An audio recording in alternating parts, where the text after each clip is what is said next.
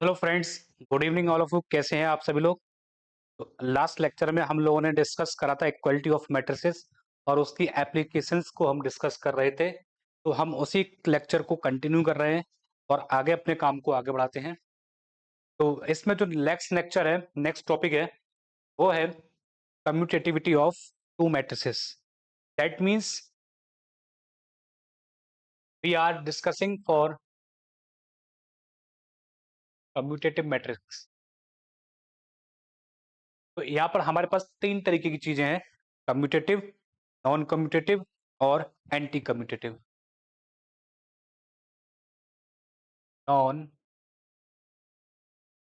Commutative और anti commutative.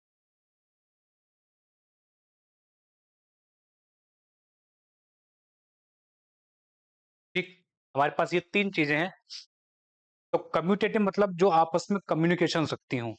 That means we have two matrices A and B in such a way, two matrices A and B are that to be commutative if a into b equals to b into a. That means अगर a से b की multiply करें और b से a की multiply करें तो वो दोनों आपस में इक्वल आनी चाहिए। अगर वो इक्वल नहीं आती हैं तो हम उनको नॉन कम्यूटेटिव बोलते हैं। ठीक, अगर उनकी मल्टीप्लाई इक्वल तो आए, लेकिन कैसी इक्वल आए? Negative times of each other आए, तो ऐसी चीजों को हम एंटी कम्यूटेटिव में रखते हैं। फॉर एन एग्जाम्पल आप ले सकते हैं a इज इक्वल टू 0 0 1 0 0 0 0 0। ठीक, और आप b इज इक्वल टू रख सकते हैं 1 0 0 0 0 0। आप जस्ट सिंप्लीफाई फाइंड कीजिए a into B and b into A. जब आप a इंटू बी निकालने जाएंगे मल्टीप्लाई, जैसे हम यूजुअल मल्टीप्लिकेशन करते हैं, डिफाइन करते हैं उसी तरीके से, तो आपका a इंटू बी जो आएगा वो 0 0 0 0 पूरा ओवरऑल जीरो मैट्रिक्स बनकर आएगा। और b इंटू ए जो निकल कर आएगा वो 0 0 1 0 0 0 0 0। So that means we are seeing that AB and BA are not equal. Therefore, these A and B are not commutative. Yeah, we can say that they are non-commutative matrices. Clear है? ठीक, आगे बढ़ते हैं एक और नए result की तरफ। तो जैसे हमारे पास कोई जर्नली कोई एक मैट्रिक्स है, m क्रॉस n ऑर्डर की भी हो सकती है, स्क्वायर ऑर्डर भी हो सकती है, does not matter the order. Just we are simply write down a matrix of general matrix A11, A12, A13 से लेकर A1n, A21, A2, A2 से लेके A2 तक, ऐसे करके आप इसको कंटिन्यू कीजिए मैट्रिक्स को, और इसमें कहीं जाके आप ith रो बना लीजिए। AI1, AI2, AI3, AIN and so on, AM1, AM2, AM3, AMN. This is the matrix of order m cross n. Is this clear? आप इसकी ith रो जो है, ये जो ith रो हमने बनाई है, सॉरी ये वाली ith, सही है, ये हमारी क्या है? ith रो है। ठीक, तो आप इस ith रो पे गौर कीजिए। क्या गौर करना है? मैंने इस ith रो के एलिमेंट सब उठा लिए और उनको ऐड कर दिया। क्या कर दिया? उन सबको ऐड कर दिया है। तो AI1 प्लस AI2 लेकर AIN, इन सबको जोड़ दिया और बता दिया कि इनका सम जो है वो एक स्मॉल p के इक्वल। ठीक, ठीक है। तो आप इसको जनरलाइज करें, तो जनरलाइज करने पर आप देख रहे हैं आई इंडेक्स जो है बिल्कुल एकदम सेम है। Index I is same in each term, but and index j is varying from 1 to n. So that means we can write like this: summation j is equal to 1 to n aij. Is this clear? That means we are saying that this is the sum of the all element of the ith row. Okay, generally same manner में आप कोई एक jth column उठा लीजिए, ठीक, जैसे मान लो इसी मैट्रिक्स के अंदर कहीं ना कहीं जाके एक jth कॉलम यहाँ आ जाएगा, एडजस्टमेंट करने के बाद थोड़ा सा, है ना। तो मान लो उसके एलिमेंट्स जो हैं वो कैसे दिखेंगे फिर हमें, jth कॉलम के a कितना 1j, ठीक, फिर a j, कुछ एलिमेंट्स इस तरीके से दिखेंगे a j, और लास्ट में जाके जो आ रहा होगा a m j, कुछ इस हिसाब से हमारा कॉलम क्रिएट होकर आएगा। यस और यस ना। तो आप क्या कीजिए, इन एलिमेंट्स को सम कर दीजिए, सम अप कर दीजिए।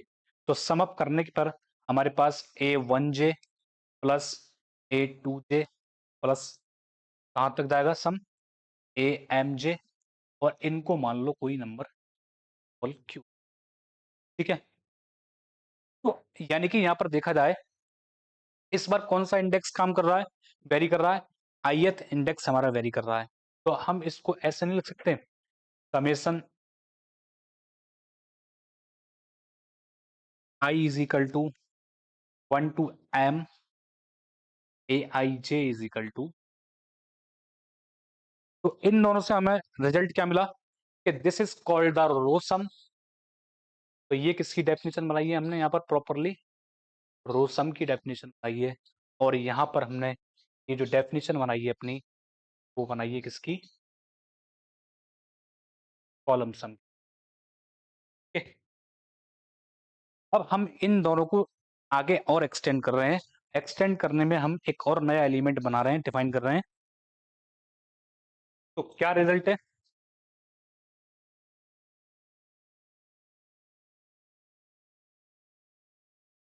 रिजल्ट कह रहा है if sum of elements in every column of matrix A, if sum of elements in every column, elements in every column of matrix, कैसी मैट्रिक्स ले रखी है, जर्नल मैट्रिक्स ले रखी है, a I j of order m cross, आप square matrix भी ले सकते हैं, कोई दिक्कत नहीं है, इज पी एंड एक और मैट्रिक्स दे रखी है, उसमें भी कॉलम सम दे रखा है ना, and sum of elements in every column of matrix P is equal to p i j n cross p, n cross p आप किसी भी ऑर्डर की ले सकते हैं, ठीक, इज क्यू, ठीक, then our result is saying that, conclusion क्या है, the sum of elements in every column of matrix. तो आपके दिमाग में आ रहा होगा कि why you are choosing as the order m cross n, n cross p, why these are same, so we are defining the product a into b। तो necessary condition जो define होती है प्रोडक्ट करने की, क्रॉस मल्टीप्लिकेशन करने की, a into B निकालने की, वो हमने कंसीडर की है, इसलिए नंबर ऑफ कॉलम ए के और बी की नंबर ऑफ रो इक्वल रखा है, ठीक। ए बी का ऑर्डर जनरल स्ट्रक्चर जो भी आए, मान लो वो स्ट्रक्चर सी आई जे टाइप का आया, लेकिन इसका जो ऑर्डर होगा वो कितना होगा, एम क्रॉस पी टाइप का होगा, क्लियर है, इज तो ए का जो कॉलम सम है, every column sum is P, B के अंदर every column sum is Q, then A into B का जो हो जाएगा वो पी इंटू में कन्वर्ट हो जाता है। ठीक, ये हमारा रिजल्ट है। ठीक है, तो ये डिडक्शन हो जाती है किसके ऊपर? स्क्वायर मैट्रिक्स के ऊपर। स्क्वायर मैट्रिक्स के ऊपर क्या डिडक्शन है? If sum of all elements in each row oblique column of a square matrix A is equal to Aij of order n cross n is P, then sum of all elements in each row oblique column of a matrix A की power k is power k। ये हमारा result इस तरीके से square order में जाके convert हो जाता है।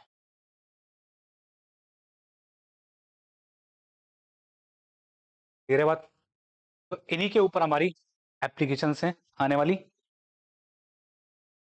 जैसे कि क्वेश्चन दिया गया है,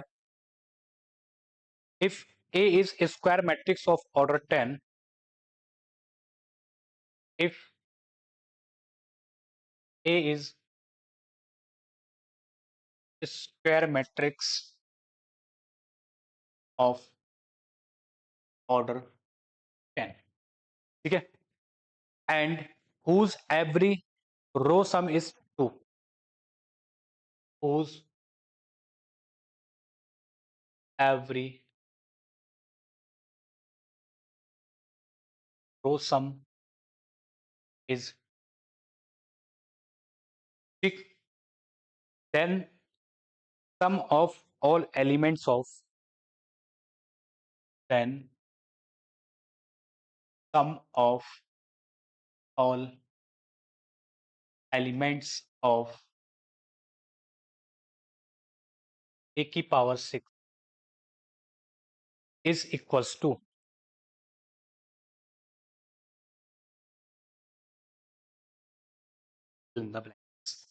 ये क्वेश्चन बना।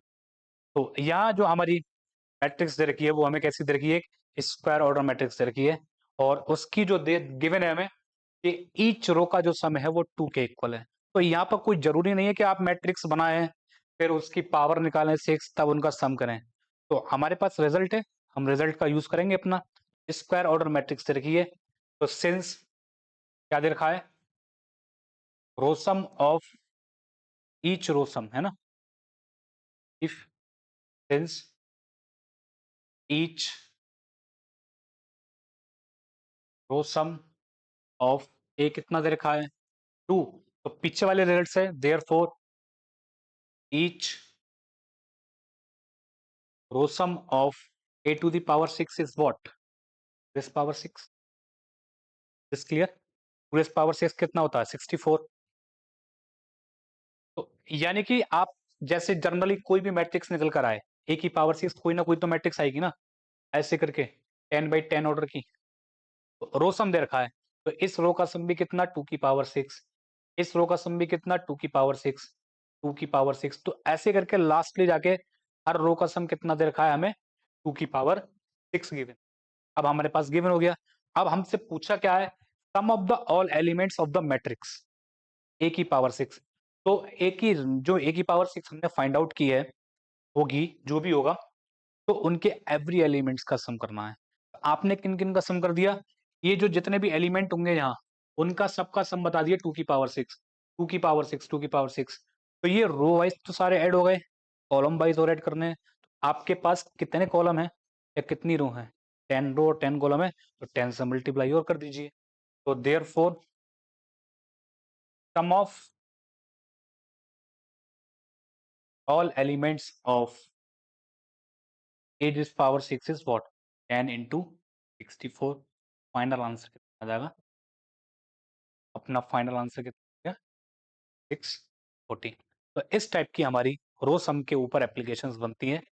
आगे चल के इसमें एक चीज ध्यान देने की बात है, जैसे आप अपने अभी हमने रो सम का बात करा है ना, तो आगे चल के आइगन वैल्यू आइगन वेक्टर में ये जो रो सम है वही आइगन वैल्यू बनकर आइगन वैल्यू का काम हमारा करेगा, और जो कॉलम सम है वो भी हमारे लिए आइगन वैल्यू का ही काम करेगा। शर्त इतनी है कि each row and each column का सेम होना चाहिए, तब जाकर ये आइगन वैल्यू का काम हमारे लिए करता है। क्लियर है बात? आगे बढ़ा जाए? आगे बढ़ते हैं अगली प्रॉपर्टी पे। का नाम है trace of a matrix.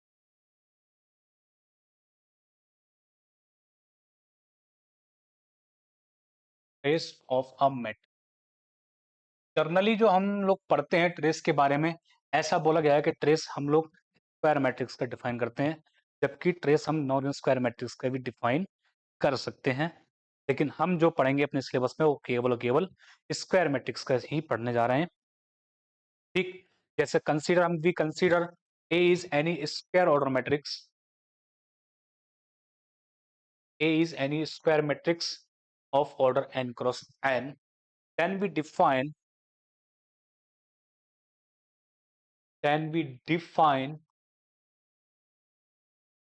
trace of A as trace of A is equal to the sum of all diagonal elements of matrix A. That means what? तो डायगोनल पे कौन कौन से एलिमेंट होते हैं जिनके आई इंडेक्स और जे इंडेक्स सेम होते हैं? That means what? Summation I is equal to 1 to n A I. So this is the definition of trace of matrix. The sum of the all diagonal elements of matrix A is called the trace of a। ठीक, अगर बात करें non square matrix की, तो non square में क्या करते हैं? डेफिनेशन यही काम करती है, बस एग्जिस्टेंस नहीं है उसकी कोई जनरली, तो या तो नंबर ऑफ रो ज्यादा होंगी या नंबर ऑफ कॉलम कम होंगे। ठीक है ना, कुछ भी कम ज्यादा हो सकता है, लेकिन पैटर्न हमारा यही होगा। बस आप वहां पर एक डायगोनल लाइन खींच लीजिए और उन एलिमेंट्स के इंडेक्स उनको जोड़ दीजिए, सब एलिमेंट्स को जोड़ दीजिए, वही हमारा नॉन स्क्वायर के लिए भी ट्रेस का काम करें। क्लियर है? ठीक, तो एक क्वेश्चन करते हैं ट्रेस के ऊपर, बहुत अच्छा क्वेश्चन है। दिया गया है if a is equal to 1 5 a b, then which of the following option is are correct? पहला बोला है then पूछा गया है trace of a is depends only on the value of a, is depends only on the value of b, is depends on the both value a and b,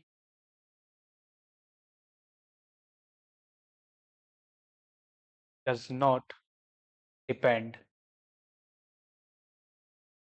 on the values of a and ये question हमें दिया गया कि trace of A, अगर A matrix given है then what can we say about the trace of ए।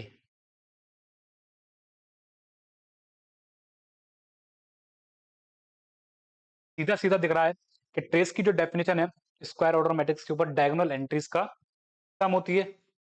तो diagonal entries का सम कितना है? 6। उसमें ना तो ए का इंक्लूजन है ना ही बी का इंक्लूजन है, that means trace is totally independent from A and B. So therefore we can say that does not depends on the value of A and answer कितना हो जाएगा अपना फोर्थ ऑप्शन हो जाएगा। Is clear? ठीक, आगे बढ़ते हैं। Properties of trace, properties of trace. तो क्या क्या प्रॉपर्टी है ट्रेस की? कर्नल जो हम लोग बीएससी में पढ़ते हैं वही प्रॉपर्टी है, कुछ ज्यादा खास ऐसी है नहीं। ठीक, फिर भी एक बार डिस्कस कर लेते हैं। जैसे कि अगर ए और बी दो कोई स्क्वायर ऑर्डर मैट्रिक्स हैं, A is equal to from the same field A I J and B is equal to A I J, दोनों सेम ऑर्डर की हैं एन क्रॉस एन की, देन पहली प्रॉपर्टी है कि ट्रेस ऑफ, अगर हम इन दोनों मैट्रिक्स को ऐड कर दें और उसके बाद हम ट्रेस निकालें, ट्रेस ए प्लस बी, तो वो अलग अलग सम के बराबर आता है, इक्वल्स रहेगा, इसमें कोई डाउट वाली बात नहीं है। दूसरा, अगर आप ट्रेस ऑफ ए की पावर एन निकालेंगे, ठीक है ना, तो ये एन जो है वो पावर वाला नहीं है, तो वो जरूरी नहीं है इक्वल आए एन इंटू ट्रेस ए की पावर, ठीक, जरूरी नहीं है। तीसरा है, अगर आप ए और बी की मल्टीप्लाई कर देंगे, ठीक, तो ट्रेस ए इंटू बी बराबर आएगा किसके? ट्रेस ए के। और चौथी प्रॉपर्टी है ट्रेस के इंटू ए जो है, अगर आप मैट्रिक्स ए के अंदर किसी स्क्वायर से मल्टीप्लाई करते हैं और उसके बाद ट्रेस एवेल्युएट करते हैं, तो वो के इंटू के टाइम्स ऑफ ट्रेस ए में कन्वर्ट हो जाती है, ठीक। तो जैसे ये वाली जो प्रॉपर्टी है, इसको हम सॉक शूज प्रॉपर्टी भी बोलते हैं, कि आप जूते मोजे पहनिए तो उतारेंगे पहले कौन सा, वही वाले पैटर्न पर है। तो ये जो काम करती है कुछ कुछ इस तरीके से काम करती है, अगर ए है और बी है, दोनों एक ही डायरेक्शन में है, तो ये क्लॉकवाइज घूमती है, चाहे आप क्लॉकवाइज बिठा लीजिए चाहे एंटी क्लॉकवाइज बिठा लीजिए, उससे कोई फर्क नहीं है, ठीक। तो ए के बाद बी के बाद कौन आएगा? ए, ठीक है। तो इसलिए उनके ट्रेस हम इसी क्रम में होने चाहिए, है ना, तब इक्वल रहते हैं। तो इसी के ऊपर बेस्ड हमने एक प्रॉब्लम और बनाई है, जो प्रीवियस ईयरों में आ चुकी है नेट में। उस वो क्वेश्चन है, if A and B are A B C are three square matrices of same order, if A B and C are same order square matrices of same order n, and given that trace of given that not, then question is asking, then trace of ABC is equals to, चार option हमें दे रखे हैं, इनमें से trace of ABC इसके equal बनेगा। आप चार से ज्यादा भी बना सकते हैं, ट्रेस एसीबी, दूसरा ट्रेस ए, तीसरा ऑप्शन है ट्रेस ए बी, चौथा ऑप्शन है ट्रेस बी सी ए सी, पांचवा ऑप्शन है ट्रेस ए ए सी बी हमने ले लिया, ए बी सी और भी बना सकते हैं, ऐसी कोई दिक्कत नहीं है, ठीक, देख लेंगे अभी, डिस्कस कर लेते हैं, उसी में बना लेंगे अभी, ठीक है ना, पांचवा छठा ऑप्शन और भी बना सकते हैं ना। तो इनमें से पूछा गया कि ट्रेस ऑफ एबीसी किसके इक्वल बनेगा, है ना? तो जर्नली अब एबीसी तो हमें गिवन नहीं है, तो डिस्कस कैसे करें, कैसे सॉल्व करें? तो सिंपल तरीका है, आप इनको एक साइकिल पर बिठा लीजिए और उनको जिस क्रम में ये हैं उसी क्रम में रख लो, ए बी एंड सी। जो ट्रेस ए बी सी का होगा वही ट्रेस बी ए का होगा, वही ट्रेस सी ए बी का होगा। तो यानी कि ए बी सी, फिर बी सी ए और फिर ए। ठीक, तो क्या कौन कौन से ट्रेस बराबर होंगे आपस में? ट्रेस ए बी सी किसके बराबर होगा? फिर ट्रेस बी सी ए और बराबर होगा किसके? Trace A B. और बाकी के जो रिमेनिंग ऑप्शन रहेंगे हमारे कैंसिल आउट हो जाएंगे बाकी पॉसिबिलिटी के अकॉर्डिंग। ठीक, इसका आंसर कौन कौन सा जा सकता है? ट्रेस ये और करेक्ट आंसर रहेगा हमारा। इज दिस क्लियर और नॉट क्लियर?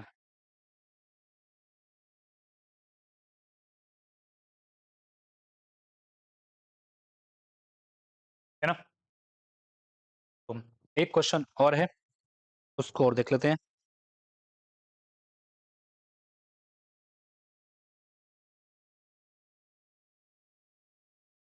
अगला क्वेश्चन है, if A and B are square order matrices of same order, if A and B are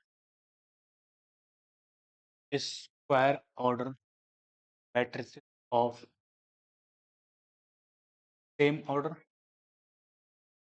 है ना? Then trace of asking for trace for A B A square B B A square B equals what? Which option? ठीक, पहला option है trace of A B A B, दूसरा option है trace of B A B ए,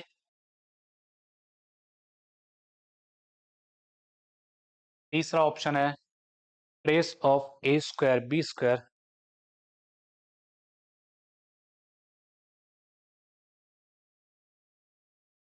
चौथा option है trace of B square A square, पांचवा option है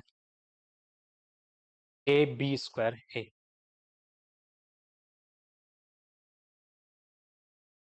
छठा ऑप्शन है ऑल आर ट्रू, सब ट्रू। इनमें से हमें डिस्कस करना है। ठीक, क्या कहना है आप लोगों का कि ट्रेस इनमें से किसके इक्वल हो सकता है? बहुत ही सिंपल क्वेश्चन है, कोई ज्यादा दिमाग लगाने वाली चीज नहीं है, बस आपको जो गिवन है उसको एक सर्किल पे बैठा लीजिए, ठीक है? और जिस पैटर्न पे दे रखा है उसी पैटर्न पे बैठा लीजिए। जैसे ये बी ए स्क्वायर बी है, तो बी ए स्क्वायर बी को हम लिख देंगे बी ए ए, ठीक है? इस फॉर्म में आप इसको कंसीडर कर लीजिए, बी ए ए और, ठीक। अब आप इस साइकिल को घुमाते रहिए, आंसर ले जाइए। तो अगला आंसर क्या हो सकता है? ए स्क्वायर बी स्क्वायर, इसके बराबर आएगा ए स्क्वायर बी स्क्वायर। आप इधर से आइए, ए बी बी ए क्या बन गया? A B square A. और क्या बन सकता है? और कोई possibility? A B B A हो गया, और कोई सा बन सकता है?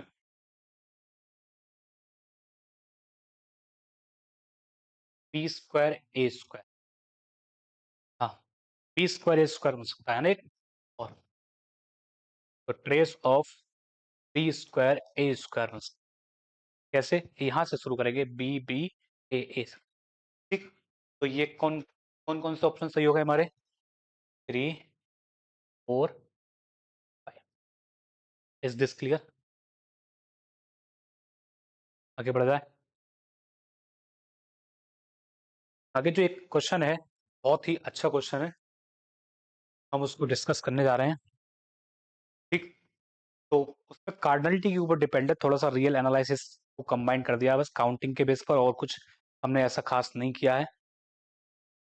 ठीक है ना? तो गिवन कहा गया है कि if S is set such that, इस हिसाब से रखा है, we are considering those matrix of order 3x3, that means we are interested in those matrices having order 3x3 such that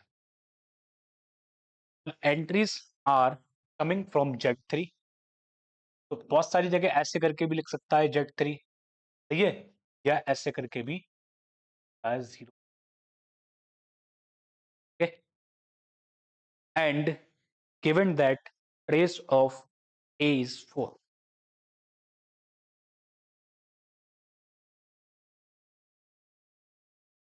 and option पूछा गया है S is empty set, and इनमें से कौन सा ऑप्शन करेक्ट होगा? S is, इसमें दो टाइप के क्वेश्चन बन सकते हैं, ठीक है, एक तो ऑप्शन बेस्ड बन सकता है और एक न्यूमेरिकल आंसर टाइप भी बन सकता है। न्यूमेरिकल आंसर टाइप में क्या बन सकता है कि एस की कार्डिनलिटी कितनी होगी, फिल इन द ब्लैंक्स, और बाकी का ऑप्शन पैटर्न मैं लिख ही रहा हूँ। ठीक, एस इज फाइनाइट सेट, तीसरा एस इज काउंटेबल इनफाइनाइट। ठीक, चौथा एस इज अनकाउंट। ठीक, ये ऑप्शन हमने बना दिया। ठीक, अब बात आती है कि इसको करा कैसे, है ना? बस हमारे पास जो कंडीशन दे रखी है, एक बार और क्वेश्चन को फिर से पढ़ लेते हैं। S is the collection of those matrices having order 3x3, entries coming from either 0 1 2, ठीक, and having trace also। आपको ऐसी मैट्रिसेस कंसीडर करनी है जिनकी ट्रेस 4 बनती हो और एंट्री केवल और केवल 0 1 2 से ही दी जाती है। क्वेश्चन क्लियर है? करेंगे कैसे इसको? बहुत सिंपल है एकदम। हमने क्या करा, एक मैट्रिक्स बना लिया जनरल 3x3 का। ठीक, उसमें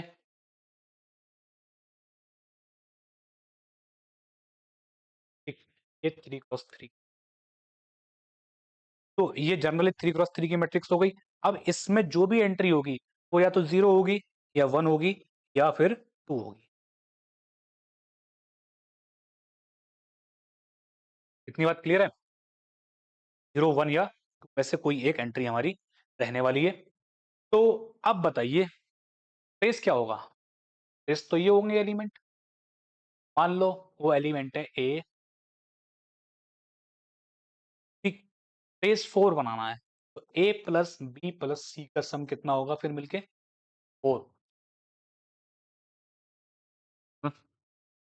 तो टोटली ये 11 12th क्लास का क्वेश्चन है और कुछ नहीं है बस, सही है ना? तो बस थोड़ा सा बस हमें दिमाग लगाना है और बस आंसर हम ले जाएंगे। ठीक, तो ए प्लस बी प्लस सी का सम 4।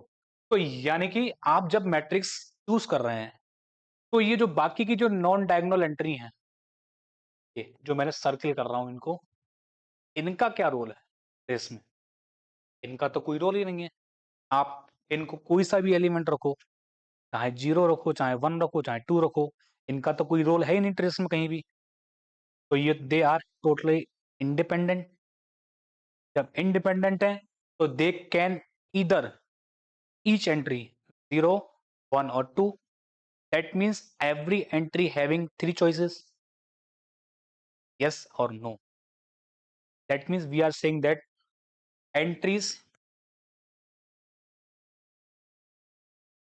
कौन सी, non diagonal, each non diagonal entry, है ना? Having how many choices, 3 choices, तो वो तो कुछ भी हो सकती हैं, यस और नो। जब वो कुछ भी हो सकती हैं तो देयरफॉर टोटल चॉइस कितनी हो गई इनके लिए, टोटल चॉइसेस